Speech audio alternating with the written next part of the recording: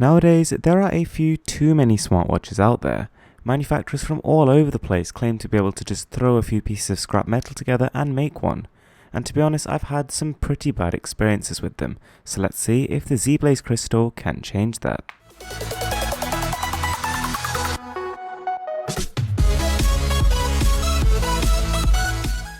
So looking down the specification sheet of this watch, you'd probably be hard pressed to think why this thing is so cheap.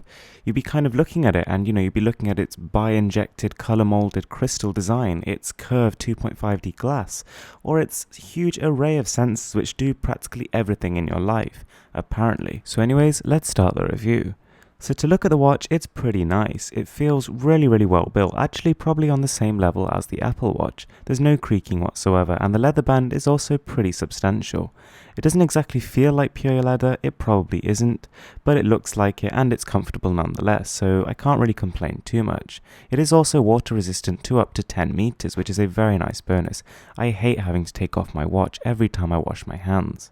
Now while this is far from an Android type experience, one thing I was quite surprised by is the slickness of it. So first of all, it has a capacitive touchscreen which makes it already a step or two above everything I've previously used, so it's actually very fluid to operate.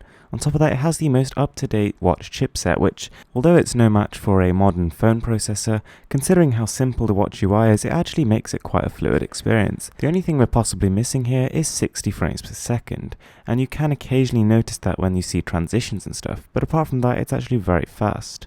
On top of that, it's really customizable. You can change the watch face, you can change the way the whole UI looks, and you can actually customize this in a lot of different ways to stop you getting bored. Now my experience with the Bluetooth was not flawless. It took me about 2 times to actually locate my phone, and once I'd actually found it, for some reason certain features didn't work. But one thing I really did enjoy was being able to actually stream my music. So this automatically scans your phone's library and then via Bluetooth it lets you play it on the speaker.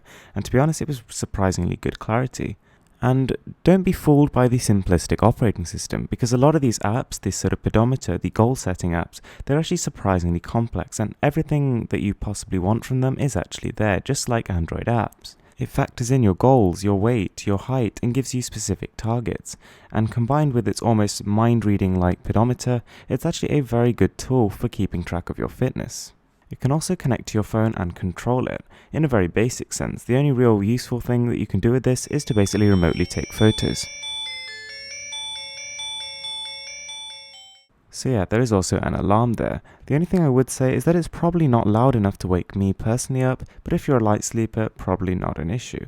So there's also almost all the features of your phone in terms of being able to read through your messages.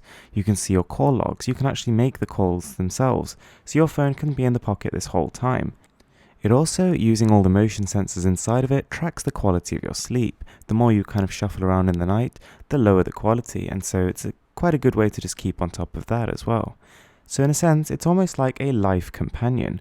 It actually has a lot more features than its simplistic UI would suggest, although it's not perfect. Clearly there are no Android apps, and there's not going to be any future updates for something like this. The battery life isn't fantastic, and a couple of the Bluetooth features didn't work so well. But then again, it's built really well. You're not paying a lot of money. On top of that, it has some really awesome features like Bluetooth streaming, and also the ability to locate a lost phone. I think overall, this is a pretty good product, and I was quite impressed. Thanks a lot for watching, guys. I'm Mr. Who's the Boss, and this is Insanely Cool Tech.